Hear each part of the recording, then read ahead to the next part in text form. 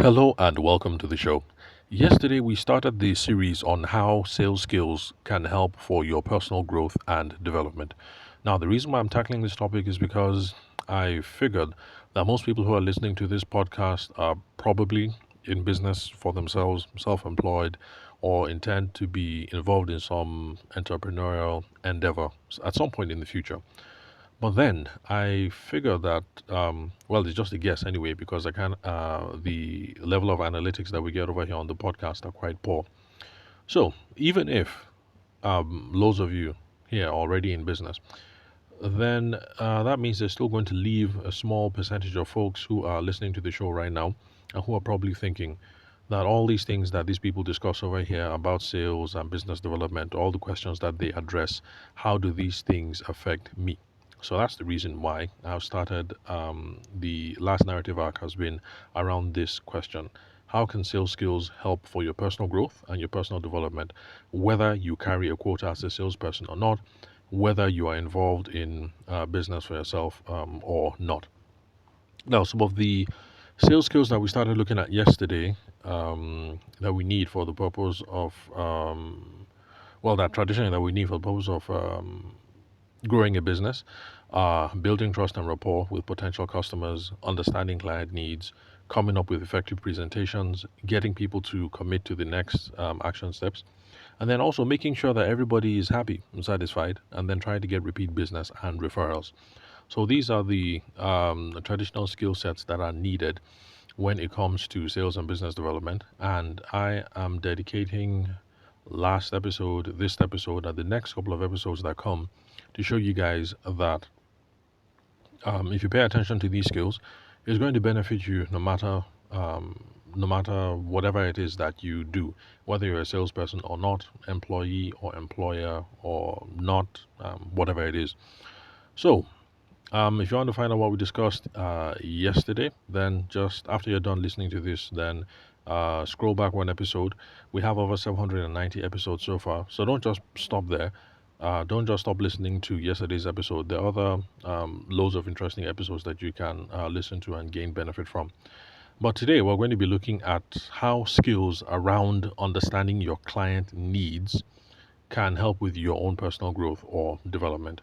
So remember, when I mentioned the skills that we listed yesterday, one of them was being able to understand your client's needs. So let's try and figure out what are the subset of skills that are involved in understanding client needs and how this can help with your own personal growth and development, whether you're a pastor, whether you work in Zenith Bank, um, what else? Whether you're a stay at home dad or mom or whatever. Now, what are the skills that salespeople traditionally need to understand their clients' wants or their clients' needs? Now, first of all, I would say that you have to realize that there's a difference between value discovery and value communication.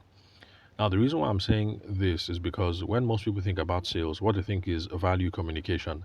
And value communication are those scenarios or contexts where you are telling the other person how good you are, how great you are, how wonderful your company is, how wonderful your product or service is, why people should work with you. These are the benefits of working with you, blah, blah, blah. So these are what people traditionally think when they hear sales. But that is just a part of it. That is value communication. Now, there's a much more important part of it, in fact, a much more foundational part of it, which is value discovery. Now, value discovery is trying to figure out the chief benefits or the chief solutions or the chief, well, like it says here, the chief value that the customer is going to get or trying to get in interacting with your product or your service. This is foundational because until we know what it is that the customer finds valuable, we might spend a lot of time communicating value, saying, do business with me because I am the latest, I am the greatest, I am the best, and because you will benefit XYZ. But you later find out that the customer is not concerned with XYZ. The customer might be concerned with 1, 2, 3. So that's the reason why value discovery is much more foundational and much more important than value communication. We need to figure out what the client is interested in, what the potential customer is interested in. And it is only then that we're going to be able to make an effective presentation to say that if you do business with us, you will indeed achieve XYZ and ABC. Now, how do we go about value discovery? We do this Well, first of all, you've been listening to the show for a very long time. And if you are not subscribed to the show, this is a good reason why, because these are the sorts of things that we discuss over and over and over again. So it's good to get yourself caught up to speed and reminded from time to time. So, how do we go about value discovery? We do that by having open ended conversations, and we do that by having question led conversations. Now, this is what that means. When we say open ended conversations, it means that we should be. Um, okay, let me start from the back. So, question led. I guess that one is much more obvious. You should be asking questions and not making statements. So, if you go into the room thinking about bragging about yourself. This is me. I graduated first class. I'm very articulate. This is my product. My product or service does this. I'm so great. I'm so good. I'm the best. If you start off the conversation that way, you might think you've had a fun conversation, and you might have a fun conversation. And I'll be able to. I have seen some individuals who are really skilled at having those sorts of conversations and get people, generally interested and laughing along and things like that. So yes, you can have a fun conversation that way. It's just not a very useful or valuable conversation when it comes to networking and sales and things like that. Because you go in there, you say a ton about yourself, but you don't know much about the people that you've spoken to. So when the time comes to build relationships or to actually try selling something, there's nothing that you can wrap your head around to try and sneak in the sales conversation. So it should be question led, not statement led. So this is not you going in and trying to see how well you can talk, whether you can talk for 20 or 30 minutes straight and then get people laughing and eating out of your hand. That's not the goal. So the goal is it should be question led. You're talking to one person or a group of people, you're asking them conversations. And those conversations have to be open ended. So you're asking who, why, what, where, when kind of questions. And you're just having a feel to see where the conversation will go. No agenda yet for the conversations. Now, the agenda is going to come in later on when you know who it is that you're talking to. Because if you're having an agenda to try and close someone, to try and get the person to invest in your company or whatever, but you don't know who this person is, whether they can invest, whether they can afford things like that, then you just waste your time. So you're better off having open-ended conversations now. Then later on, you can think that okay, I spoke to Mr. Jake, I spoke to Madam Jacqueline, and I spoke to Miss Isi and Mr. Isiaku. So from the conversations that I had with them, Madam Isi is interested in this, Madam Isiaku is interested in this, Mr. Jake is interested in this, and Madam Jacqueline is interested in that. So it looks like I might have much more fruitful conversations if I pay attention to Madam Jacqueline and Mrs. Isi. Then you can now go into the conversation with an agenda. So that's how it works. In the beginning, open ended, because you're trying to feel out who is this person, what are they interested in, of course, you already know what you're interested in, and then you can figure out how your interests align for the future, and you know how you're going to try and build the relationship or try and sell or deepen the network or whatever it is. So, value discovery number one, it has to be question led. It's not you going to go and talk. And then number two, it has to be open ended. So, who, why, what, where, when questions, and no goal in mind yet. You're just trying to feel this person out. You're trying to figure this person out. You're trying to suss out the opportunity, first of all. Then the agenda can come in later on. Now, in my own opinion, if you're going to go about these conversations, there's a hierarchy. And the hierarchy of conversations is this: number one, face to face. The best conversations are the ones that you're going to have face to face. Whether they come to your office, you go to their office, it's a networking session, they meet in your house, you meet in their house, you run into each other at the market or at the church. I mean, you get the point. Face to face, that's where you're going to get the best, because you're going to be able to hear what the people are saying. You're going to be able to get feedback, visual feedback, auditory feedback, body language feedback, all kinds of feedback. You're going to be able to see what is landing, what is not, what they're interested in, what they're bored by, what they're excited about. All these things, they matter. So face to face, number one, top of the hierarchy. Number two, conversations, voice. So this is phone call, WhatsApp call, Skype, what else? Telegram call. You get the whole point. Number two would be voice. This is because voice can be quick. You're going to get some auditory signals because you can tell when somebody's excited, maybe when somebody is not quite convinced. You can pick up on some non, what's that word? Non Hmm. When you're trying to communicate through words, I can't remember what it's called anyway.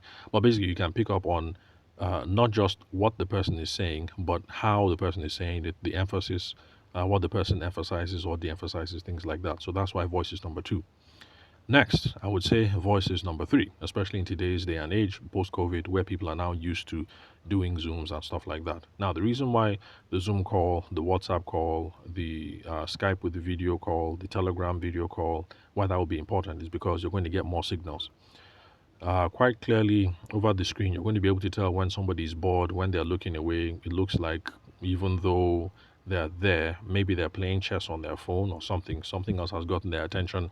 You can tell where attention is wavering and then things like that. So that's why video is next on the hierarchy. Then I'd say after that would be SMS. That is either sending text messages or sending WhatsApp messages or Telegram messages or whatever chat messages that you do. I think there's something called, is it WeChat or WeGo or something like that. I've seen some youngsters up north use that. In Abuja, I haven't seen it. In Benue State, I haven't seen it.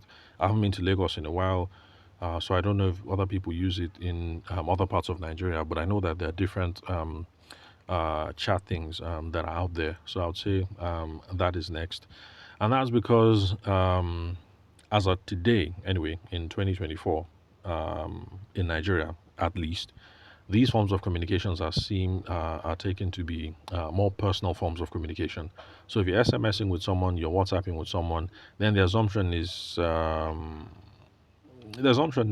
you guys are kind of personal. Then, at the very least, I would now say email, and that's because email, at least in Nigeria anyway, as at the date of this recording in 2024, email is the least personal. Email is the very official, impersonal form of communication. It also has the least context behind it. You just have a wall of text. You can't tell whether somebody's excited to say this, or bored about saying that, or enthusiastic about this, or not enthusiastic about that. You can't tell if somebody is falling asleep while typing, because it happens that you start typing an email and then you fall asleep, and then you wake up at your desk and then you finish the email. The person can't tell that you just type this thing in the that you typed it in a in a very bored, nonchalant, like a lackadaisical manner. You can't tell these sorts of things. So there are no interpersonal cues. There's no context. It's the least personal. It's the most easiest to be ignored or to skim, because there are people who just take the email, you open it, you see it's 600 words and 10 paragraphs. So you just flip, flip, flip, skim. I say, okay, I think I get the gist. So these are the reasons why I think it's at the bottom, because of all these deficiencies. But unfortunately, it is the easiest to send because everybody can send a message, and it's the easiest to deliver. So most people start here. If I try face to face, it's easy to snub me and to block, to say, okay, bros, you know what, let's see next week. And then next week you don't answer your phone, or I show up and you're not around, things like that. So, but for the email, the thing is, when you send it, you have sent it. When it delivers, it has delivered. And so there's some comfort in knowing that you wanted to shoot your shot, you sent over the salvo has been received. But unfortunately, like I said, it's impersonal, no context, no interpersonal cues, most likely to be ignored or to skim. So that's the reason why I say that there's a hierarchy for having these sorts of conversations. So face to face at the top, if you can. The bottom is email. But the most important thing that you have to consider, no matter the form of communication that you choose, is that you are having a conversation, even if you send emails. Because I've noticed that when it's face to face, people know they're having a conversation. But for some reason, when it comes to WhatsApp, SMS, and email, people just think that you are talking at people. So you're copying and pasting at people, you're blasting people, that sort of thing. You forget that it's a conversation. So even when you're sending emails, make it a conversation. Don't talk at people. Ask questions. When you ask questions, prompt feedback, try and clarify that you have understood correctly, and then talk naturally. So for some reason, people start off face-to-face conversations by saying, hey guy, how far now? Long time. Happy New Year. How have you been? But then if it's email, they say, please hereto forthwith refer to my previous hitherto email that I sent forthwith betwixt three follow-up emails last weekend. That kind of thing, all that formal talk. Now let's give an example about how these sorts of conversations are supposed to flow. and at least in a business context, and then we can learn from there. Now, I'm going to use an example that I've used time and time again over here on the show, and that is the person who is a vanity pajama vendor. And that's because Christmas, my wife likes to buy Christmas pajamas. And of course, there's no point in buying the same pajamas this year that you bought last year, only in a bigger size. That way, if you do that, then there's no thrill for the kids or for anyone else. So it's become a little bit of our Christmas tradition over here in the Ayede household. So let's say you are the person who sells these pajamas, and then someone reaches out to you on Instagram, and let's say that's my wife. Now, of course, given the scenario that someone has reached out to you on Instagram DM, a phone call or a video call most likely is not an option, because there are some people that will hit you up on IG to say, on Instagram to say, uh, do you have this in size 16? Okay, no, size 16 is big. Size 16 is big. Children, let's say size. Okay, let me guess. Let me say size 8. I'm not a fashion person anyway. So if they hit you up on Instagram saying, do you have this in size 8? My guess is that most people, if you reach back out to them saying, "Oh, yeah, sure, I have it, but can we have a phone call or a video so I can video chat so I can figure out exactly what it is you want?" I'm assuming that most people will just fash you and move over to the other person who responds to the Instagram DM saying, "Yes, I have it. It's 15,000 for boys and 18,000 for girls, ages this to this or size that to that." So, in my own opinion, if someone has reached out to you on Instagram DM, I think it's cool. Continue with the DM in chat.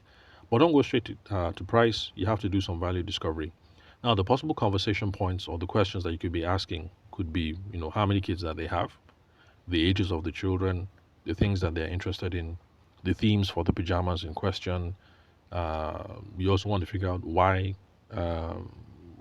mommy or daddy or whoever is reaching out, why they think that the children will like these sorts of characters and not these other kind of characters. Try and figure out what the kids like, what are their favorite TV shows, favorite computer games. Try and figure out timelines. What celebration do they want it delivered for? Is it birthdays? Is it holidays? Is it Christmas? Is it blah blah blah? Is there some special occasion? Is there going to be a family photo planned that allows you to know whether you can try and upsell mommy and daddy on pajama options too? All these sorts of things. Now, if you're a salesperson, these are the kinds of questions that you need to ask before you deliver a price, because it gives you all the information that you need. You now know that they're interested in Christmas pajamas that are Mickey Mouse themed, or maybe Dragon Balls themed, and between the sizes of this and this, and they need it in the next 3 weeks. You now know that you can give an accurate quote based on these two options, because you can give prices for option A, Disney, option B, Dragon Balls, and then you're going to be able to add in express delivery, since they need it in less than 2 weeks or less than 3 weeks or whatever. So this is the reason why it's important to do value discovery. So another reason why it's important is because when you ask all these questions, it allows you to build rapport. You now know a little bit about mom, because there's no how you can be asking all these questions that you don't get a sense of who mommy is or who daddy is. And mommy is also going to know a little bit about you, because if you're smart, you're going to do some build some rapport. So if mommy says, "Oh, I have 4 kids," you can say, "Ah, mommy, you're trying to. Me, I only have 2, and sometimes I want to kill myself. I mean, how do you cope? That kind of thing." Okay, no, not kill myself. Sometimes I want to pull my hair out. How do you cope? You have that talk. You guys bond over that whole momhood thing. So with all this talk, chatting back and forth, you guys probably are going to be on a first name basis, and you might feel more comfortable now talking to each other. So these are reasons why, from a sales perspective, value discovery is really, really important, and we must always go through all these things. Now, let's pretend that you've been listening to this show and you are definitely not a salesperson, you are not in business, you don't sell pajamas. Why is it important to learn all these skills, to learn to ask all these who, why, what, where, when questions, to try and figure out who the person is, where they're coming from, things like that? Because if you adopt this kind of philosophy when it comes to having conversations, you're going to be a much more better conversationalist. So making friends is going to be easier. Networking is going to be easier. So, I mean, who couldn't use more friends or better friends and better networking opportunities in the future? Then you're also going to be able to build better relationships with colleagues at work or collaborators in business. You might not be in business now, but eventually you might have a side hustle or be in partnership with someone who has a side hustle. Even if you're not going to do all of this and you're going to do the Niger thing of eventually you want to run for office, it's better because you're going to be able to have wonderful conversations with political associates. Then, if you're a pastor, or if you're a big brother in church, or a deacon, or you're some deaconess or auntie in church or whatever, it's also useful having these sorts of skills as well. And then as your children grow older and they enter the teenage years, teenage years, that's when they don't want to hang out with us, when they'd rather hang out with their friends and do cool stuff. Take your car and drive and go drinking with the boys, or attend parties and sleepovers with the girls, and all that. That's for those of you with daughters. So when they're at this stage, it's going to help you better prompt conversations with them so you can know what it is that is going on in your loved ones' lives. But most importantly, it's going to make you less fearful of being thrown into, sorry, excuse me, potentially awkward social situations, because you're going to be confident that you can use conversations and feel your way out of it. So if somebody nominates you for some church committee, it's not going to be a problem. You're not going to start palpitating and sweating blood, because you know that you're good at conversations. You'll be able to figure it out. You'll be able to handle it. The same thing at work. They put you up for a committee. You're going to get the sense of you're going to be able to handle it. So no matter what it is, you're going to be less fearful of being in those awkward situations. Now, I hope you are convinced that sales training is going to help you whether you run a business or not. If you're not convinced, you should. And don't worry, listen to more episodes. I'm going to devote, a couple more episodes to try and convince you guys. Now, so that's all for today, folks. Remember to connect with me on WhatsApp. The number is 080 The country code is +234 for those of you who are not Nigerian. And then also connect with me on LinkedIn. My name is Tavishima Ayede. I'm the host of the show. You can confirm the spelling of my name and email address from the link where you're currently listening to this episode. So thanks for your time and attention. I'll catch you guys at the next recording.